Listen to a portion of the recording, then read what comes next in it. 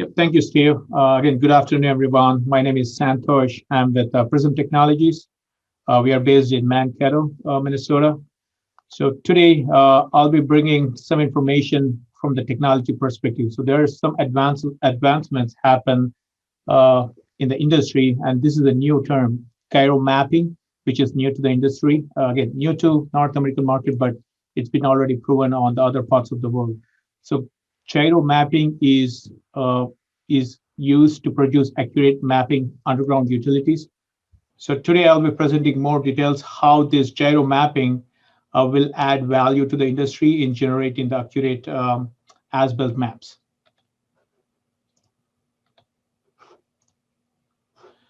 Okay, I'll make sure I'll wrap my presentation on time. The first thing I want to talk about is just give some initial introduction about this technology and talk about how this functions. And I'll be focusing more on the benefits of this gyro mapping, how this is going to help the industry to get the high definition, high frequency interval data, which is going to make the GIS systems much more rich with the valuable information. And I also want to talk about the live gas mapping tool. So we worked with the DOT PHMSA, the regulatory agency, where they have challenged us to develop something which can map a live gas pipeline without interrupting the service to the customer. So basically, we are able to map existing underground gas pipeline without interrupting any flow of service to the residents.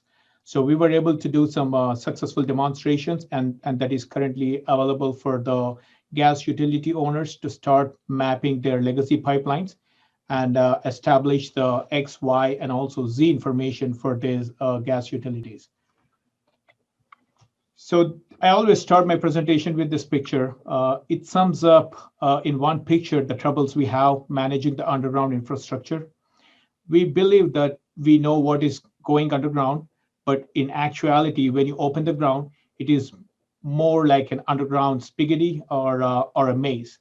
In fact, we have to think about the new technologies that are coming on board, like virtual reality. So it makes sense, the virtual reality and other tools which are very powerful, those tools will add value only when we have an accurate X, Y, Z information. So if the GIS systems are populated with X, Y, and interpolated Z information, then we are kind of beating the purpose of using these powerful tools. So even before we utilize these new tools, the powerful tools, it's very important to establish the accurate X, Y, Z information where we can extract the true value of these tools.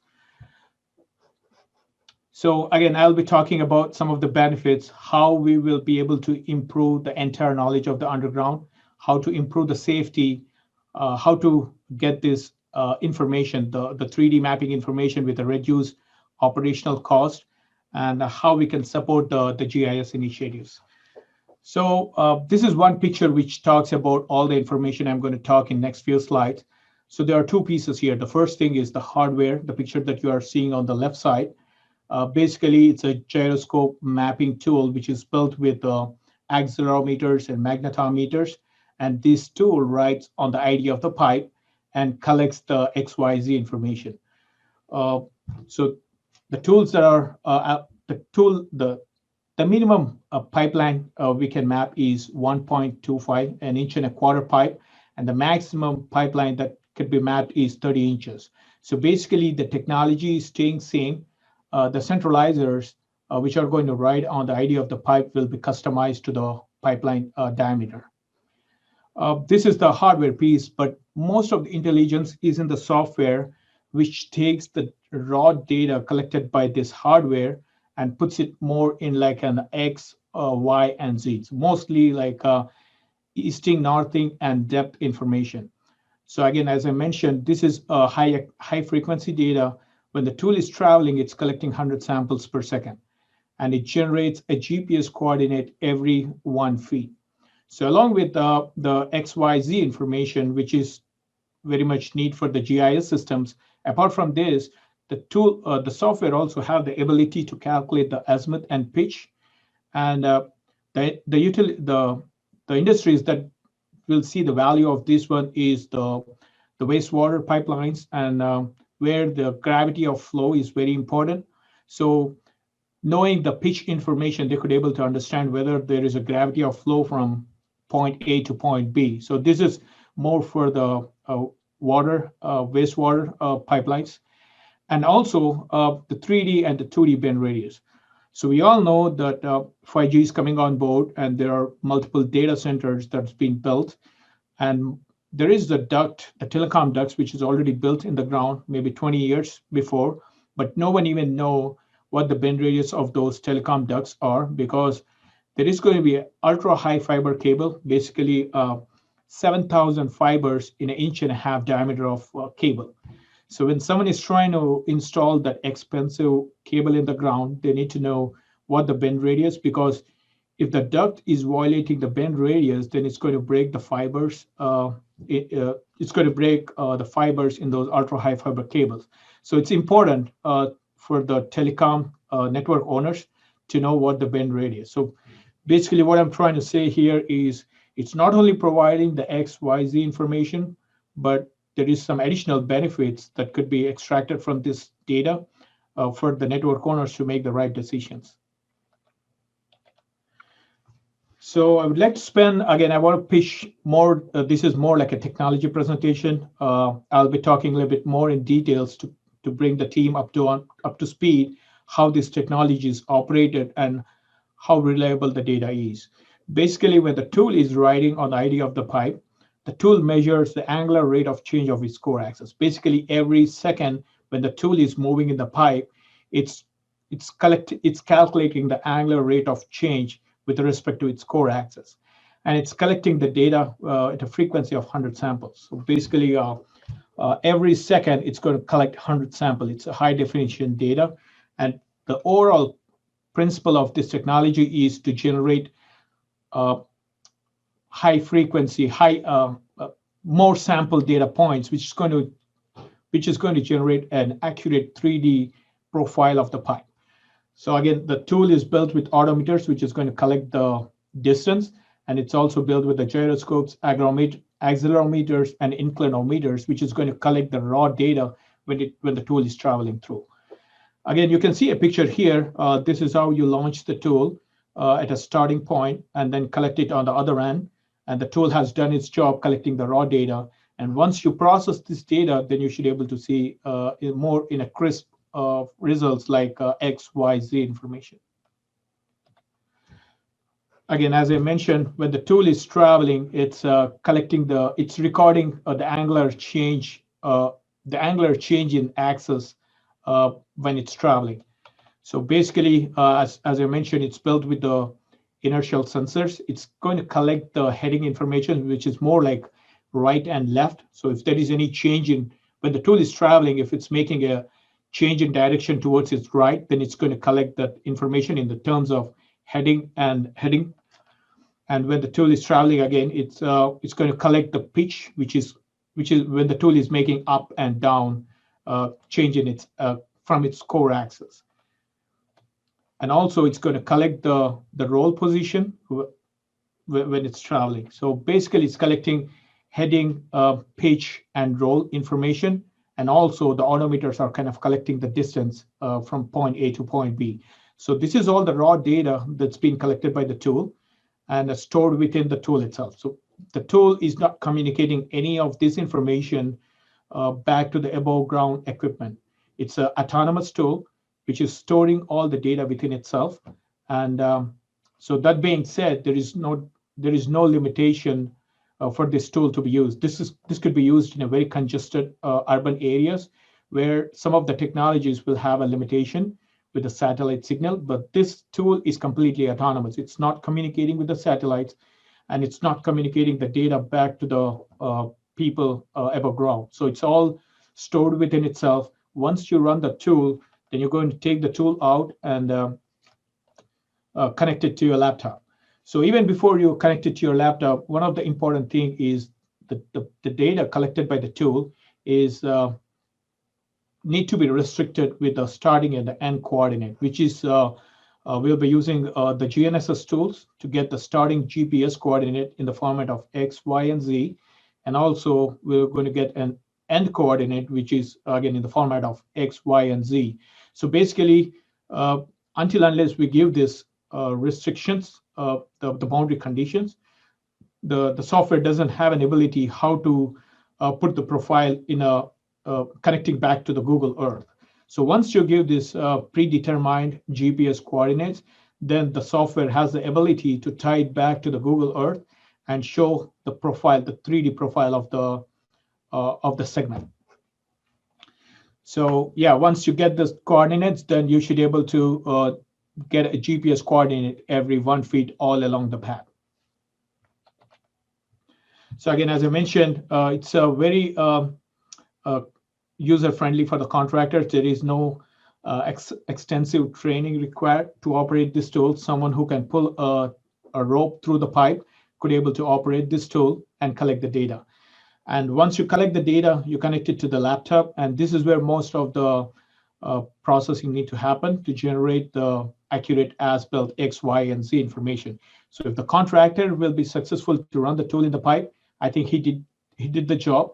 But the rest of the things will be done in the office environment where you're going to process the data and start looking at the profiles, the X, Y, the top view profile, and also the depth profile, which is very important. The tool is very accurate in generating this depth profile. Again, it's collecting the heading, pitching, and rolling information, which is going to be helpful to generate this depth profile. And also, along with X, Y, and also the depth profile, we'll also be providing the 3D profile. So basically, you will be getting a 3D profile of the segment where you can rotate in any angle you want to look at if you want to get more clear understanding how this duct was constructed. Again, everything ties back to the accuracy. So we are doing a rigorous testing, and the sensors that's being used, the fiber optic sensors and the MEMS sensors that's being used to construct this tool are thoroughly validated. And based on our guaranteed calibration accuracy, again, there are two systems. One is built with the fiber optic gyros, which is used to map 5,000 feet at a time with an accuracy of 6 inches in XY and 4 inches in Z. And there are also other systems which are used for the shorter lengths, basically for the sewer pipelines, where the manholes are pretty close to each other. So it can map 1,000 feet with a 6 inches in XY and 4 inches in Z. So these are calibrated accuracy numbers. But again, if someone is operating the tool in the field, and if they cut the corners, there is always a human error during the operational process. But this is the guaranteed calibration accuracy that comes out from our facility. And again, if the operators who are using this tool, if they stick to the best practices and the recommendations provided by us, I think we'll be very, very close. We'll be able to meet the highest accuracy defined by ASCE 38. Where you have multiple levels of accuracy. So basically, our tool is designed to match the highest level of accuracy. Again, this is something very much important for the GIS team to understand, like what the format the data will be submitted back to the network owners or utility owners or the GIS teams. So basically, the data, one of the output file is the AutoCAD script file, which is used to generate the as-built maps for the utility owners. And we also provide the data, which is X, Y, Z in the format of Excel or a CSV or XML file, which will be seamlessly uploadable to any GIS system. So along with this information, we'll be able to provide the CAML file, the Google Earth file, to make sure that the segment is lined up with the Google Earth, just to do some verification purposes. So I'll get in to talk about the benefits of gyroscopic mapping over other. I think I have some voice I have recorded for my presentation, but I'll start over the benefits of the gyro mapping. So again, as I mentioned, This technology is not limited to one particular utility. This is used in all the utilities. Basically, the tool needs to have a provision to write on the ID of the pipe, where the odometers are writing on the ID of the pipe, and that's what is needed. And it's going to collect the rest of the information depending on how it is changing its heading, roll, and pitch information. So currently, it's used in the sewer pipelines. We have worked with the city of River Falls, Wisconsin, and other cities where they have utilized this tool not only to generate the GIS information for their not only to use this information to populate in their GIS system, but they also use this technology to audit their some of the underground construction that has happened. Basically, as I mentioned, the tool is going to calculate the grade and change in elevation, which is very important for the sewer pipelines. So we have did some auditing for the cities where they could able to make a judgment whether the construction is meeting the minimum requirements that's been provided by the cities. And also this technology has been used in pressurized conditions. So the tool is built to IP78 requirements, which is ingress protected, and it's been operated under pressure in the pressurized water pipelines. And also this technology is being used in the power conduits where they are trying to collect this GIS information, and also wants to understand what's the minimum tensile strength that need to be applied on these power cables to install it into the pipe. So basically, it's not only providing the GIS information, but it also providing additional benefits for the owners to make the proper judgment whether they could able to install those power cables passing through those tighter bend radiuses. And and also the telecom, I kind of touched base in the earlier, the 5G is one of the disruptive events which is coming on board, and there is a lot of investment that's been happening in order to speed up these installations. It's very important that they need to understand how these ducts has been constructed and where they are located underground. So it's also providing the 3D bend radius, which is helping the owners to make the proper judgment. And I also mentioned that we have been using this technology in the live gas pipelines, working with PHMSA, GTI, and Reduct, who putting this new technology, which I'm going to talk about it in next slides. So basically, the tool is not limited to one particular utility. Anything that is going underground can be mapped using this gyro mapping technology. And the other thing is pipeline material. Again, the technologies that are currently on board or currently on hand has limitations to map unlocatable plastic pipes. So if there is no tracer wire, then that becomes more like a limitation for some of the technologies. But again, as I mentioned, the gyro mapping is completely autonomous tool.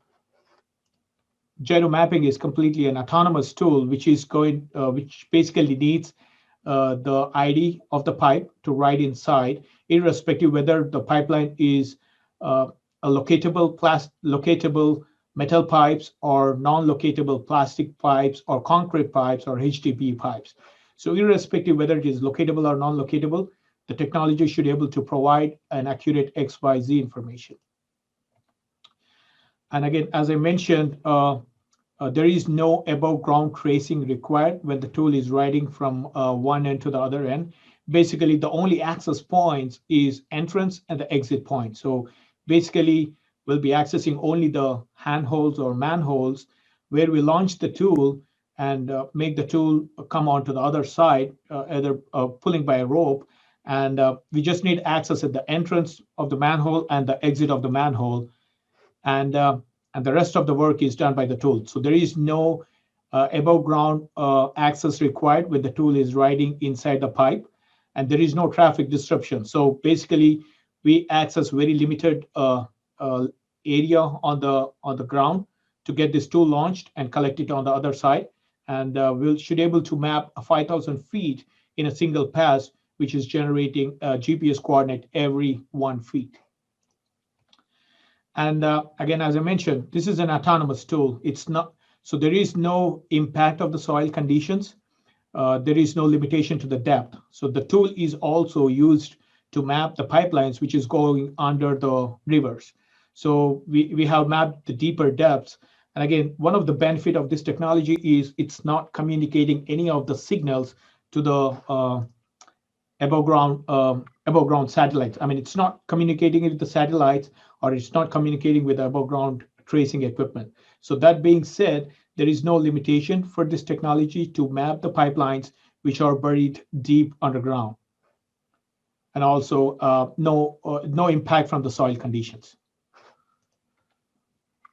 So one of the other limitations with the existing technology is electromagnetic interface. If there are any pipelines which are located by the railways or maybe right by the power utilities, when someone is trying to trace those pipelines, there is going to be a lot of electromagnetic interface, which might affect the output results.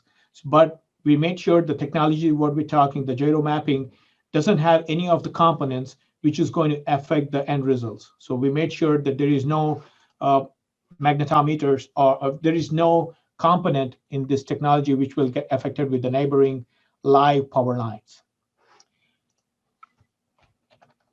So this is one of the topic I want to emphasize here. Again, with the traditional methods where someone is walking above ground and getting a GPS coordinate every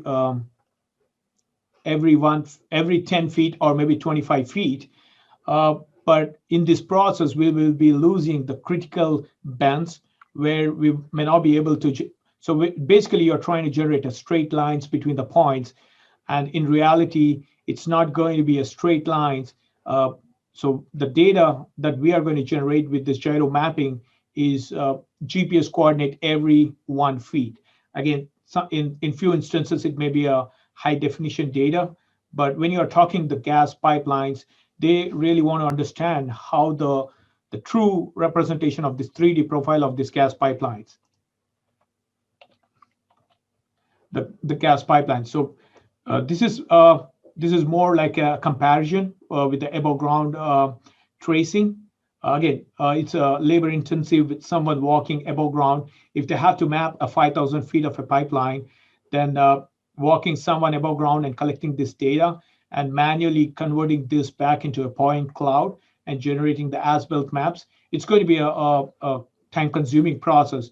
Whereas with the gyro mapping, it's going to collect the high-frequency data, and everything is automated. It's going to generate the CSV file, which could be easily uploadable to any GIS system. And I want to touch base about some of the GIS systems that we are in compliance with. So we work with ISRI and Bentley and other GIS systems, and we made sure the data collected by our software is open platform output, which can be uploaded to any GIS systems. So this kind of concludes my benefits for the gyroscope mapping. Again, I want to spend a little bit more time. Again, till now, I was kind of talking about mapping a new construction where there is no duct, where there is no cable or any medium traveling through. But we have been used this technology in the existing underground pipelines, which is already in the service. One of it is a wastewater pipeline. So we made sure the tool be able to travel while there is wastewater traveling in those manholes. So basically, there are two systems. If it is a HDD bore between the two pipelines, then you will be using more like a centralized system, which you are seeing on the top picture here, where the odometers will be riding on the ID of the pipe.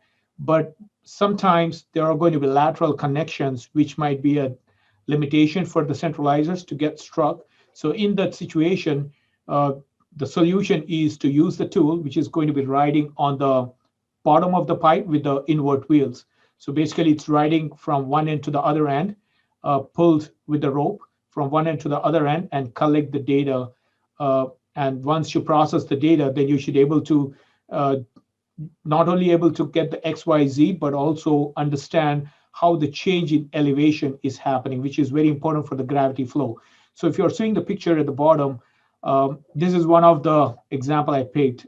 This may not be a this may not be happening in every sewer pipeline. Basically, when the HDD contractor is boring, or someone trying to do an open trench, if they are not able to maintain the change in elevation, then it's going to create some clogging when the sewer was kind of flowing through. So if you see here, so the green indicates that the contractor has maintained change in elevation correctly, but there are a few instances where he has to take some deviation, which is if it's a HDD steering, then they have to make some deviation. But sometimes they have to increase the elevation, which is more like a pinch point in the sewer lines.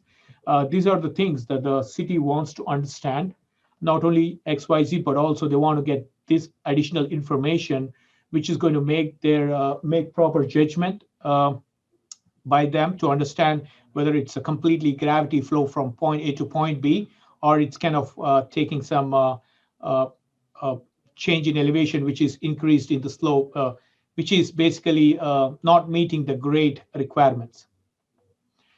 So now I'll be kind of talking more about the gas pipeline. Again, as I mentioned, PHMSA has looked at this technology, and they challenged us to come up with a next version of this technology where we can map a live gas pipeline without interrupting the service. So we worked with GTI, which is the Gas Technology Institute in Chicago, Reduct from Belgium, and PRISUM is based in Minnesota. We worked putting a new technology which is going to map a live gas pipeline. So what was the reason to have this new product? And again, PHMSA, so based on the data from 1984 to 2019, if you see, the underground was almost double. So basically, we doubled our underground utilities twice what it was in 1984. So this gives an indication that how quickly our underground is kind of getting congested. And again, if we don't have a proper planning at this point of time, the future is going to be much more complicated with the new builds that are coming. And one of the important things I want to emphasize here is 2/3 of the gas pipelines, which is underground, is plastic pipes. Again, some of the plastic pipes have a traceable tracing wire installed. And again, in few instances, once the tracing wire is broken, it becomes more like non-locatable. So 2/3 of this plastic pipe, which is underground, is non-locatable. And there should be some solution which is addressing this legacy existing pipelines, and also address the unlocatable plastic pipes, which is where PHMSA has initiated this R&D project for us to work and demonstrate the technology to map a gas pipeline, which is non-locatable. And again, probably Philip is going to talk more about ASCE 38, which is a new new document that is coming on board, which was built by the subsurface utility engineering teams. And this is just to give an idea, like all the as planned maps which are developed during the construction phase are not the same when they were installed in the field. So as planned maps, which are more like a construction-based maps, are not the maps which need to be uploaded to the GIS system. But it is important that these pipelines, after installing, need to be mapped to put it back into the GIS system. And the reason is when HDD operator taking this construction maps, trying to bore underground, and he may be running into a rock or some kind of roadblocks, which is making him to take a deviation and make his way. And if those deviations are not captured, then probably we are not populating the right information into this GIS system. So this is just to emphasize that as planned maps are not the maps that need to be inputted into the GIS, but it's truly the as-built maps which are mapped after they are installed. So this is a live gas mapping tool which is built with a MEMS inertial navigation system. And again, it has the memory storage on board, and also it's a rechargeable battery. As I mentioned, this is completely autonomous tool, and this mapping tool also have a sound and traceable rod. And the reason is, again, the industry has been the mindset of the industry is to have the paint marks on the ground when someone is trying to locate. So this, when this tool is riding inside the pipe, they still have, the contractors still have the ability to have the above ground tracing and do the paint marks. But eventually we want to get away from the temporary above ground paint marks more into a GIS system, which is what the tool will be able to generate that XYZ information to support the GIS system and also support the contractors who are in the field trying to get some paint marks on the ground. So this is the overall system where the tool is pushed by a pneumatic pusher, which is going to get with a vertical hot tap and gets to the bottom of the pipe. And again, this is a directional tool, which is going to change the direction of the tool, either to travel to the right side or the left side. So basically using a single access point with a hot tap connection, we should be able to map on either side of that one access point. So I have a quick video here, so which is going to show you how this overall operational process looks like. And again, we made sure that there is no complications for the contractors in the field. Everything is pre-assembled. Basically, you take the stuffing box, which is a patented stuffing box, which makes sure that the gas is not going to escape out and creates an unpleasant environment in the field. So it's already proven for the camera inspection. So we are using a similar system to map the pipelines using a single access point onto the either side. So basically you lower the directional tool, and once you lower the directional tool, then you operate the pusher to push the mapping tool to the forward. So this is a traceable rod, which will be pushing the mapping tool down the pipe. And again, you can locate the traceable rod. So basically it makes a sharp 90-degree turn and travels towards the left. And also once you change the direction, it's going to travel to the right side. So basically, as I mentioned, we need to know the predetermined GPS coordinates of the starting point and also the predetermined GPS at the exit points. That is very important. And again, there are so many GNSS tools, sophisticated, which gives a centimeter accuracy. And that's going to be driving the overall accuracy of the profile that we are going to generate.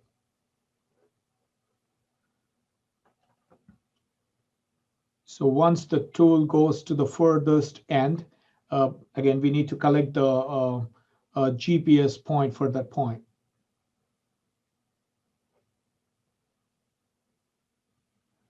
So again, the tool is pushed 300 feet, which was the part of a requirement for the PHMSA project, but we are working to make sure the tool could be used for 1,000 feet on either side from a single point. Basically, you'll be generating 2,000 GPS coordinates with a single access point on either side without having any above ground access for the people to trace the mapping tool.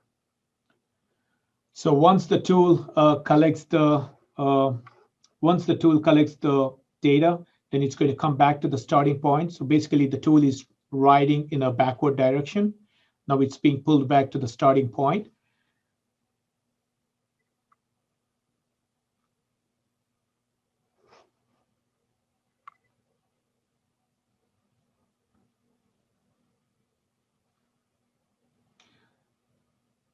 I think I'm kind of getting close to my presentation here. I'll skip some of this video, but I'm going to send this information to the team to get more understanding. Again, if there are any questions, I should be still able to answer them. So basically now the tool is back into this directional tool. So what happens now is we're going to change this direction of this tool. So if you have seen here, it's kind of turned to the other side. Now, once you launch the mapping tool, it's going to travel to the right side. So basically, using a single access point on this gas pipeline, we should be able to get an accurate XYZ on either side.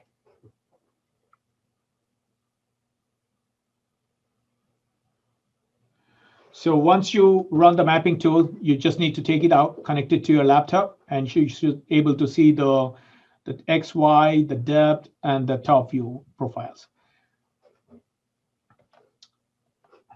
So we did work as a part of the project. We did work with live gas of pipelines in the field. We worked with City Utilities Missouri and also People's Gas and Planets Underground and Amrin. We did demonstrations, and again, this is a part of R&D project that we worked with FIMSA, and we have successfully demonstrated this technology to working on a live gas pipeline. So I'm kind of getting close to my presentation here. Basically, the tool collects the 3D XYZ geospatial data which need to be uploaded to the GIS systems. And again, some of the utility owners already have the GIS systems already built in probably, but that data need to be revised with this accurate XYZ information. So we made sure the data comes out from this tool is an open platform which could able to communicate with any GIS systems. And also, we were working with one of our partners where they take this XYZ information and put it more in a cloud-based mobile software. So basically, this is more for the field contractors who are in the field ready to dig down. They should be able to access this data on their mobile systems where they can clearly see how this profile's been built. So basically, we are trying to support the GIS systems and also providing a solution for the field contractors with this mobile software where they could able to see all the attributes, the easting, northing, the bend, the pitch, the lat and long information. And also, if there are any requirements from the cities, we should be able to incorporate those attributes back into the system. So again, as I mentioned, the powerful tools, the augmented and the virtual reality, those tools will be very powerful if you start using them. And the important thing is those will add value when the information that's uploaded into those systems is accurate enough. So this is my last slide. Again, we made sure the tool is easy to operate and it's collecting the high frequency data, which is 100 samples per second, and generates a GPS coordinate every 1 feet. And again, the tool is completely autonomous. It's not communicating anything with above ground. All the data stored within itself.